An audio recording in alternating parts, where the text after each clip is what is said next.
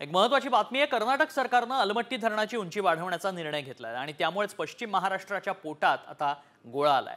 बेळगावमध्ये सुरू असलेल्या हिवाळी अधिवेशनात अलमट्टी धरणाची उंची 524.26 मीटर पर्यंत वाढवण्याचा निर्णय कर्नाटकचे मुख्यमंत्री सिद्धरामय्या यांनी घेतला। त्यामुळेच महापुराच्या गर्तेत सापडलेल्या पश्चिम महाराष्ट्रावर दूरगामी परिणाम होण्याची शक्यता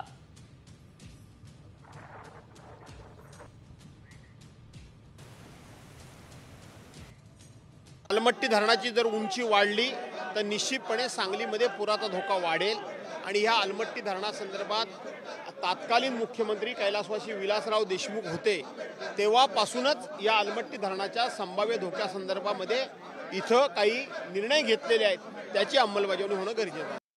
या अलमट्टी धरणाच्या उंचीविषयी अनेक वेळा कर्नाटकच्या मुख्यमंत्र्यांशी आदरणीय एकनाथ शिंदे साहेबांशी गेल्या टर्ममध्ये चर्चा झाली होती, देवेंद्र फडणवीस साहेबांशी चर्चा झाली होती, पण अशी जर भूमिका त्या सरकारनं घेतली असेल तर ती भूमिका राज्य सरकारला मान्य होणार नाही आणि निश्चितपणे माननीय मुख्यमंत्री त्याबाबतीत कर्नाटकच्या मुख्यमंत्र्यांशी बोलतील।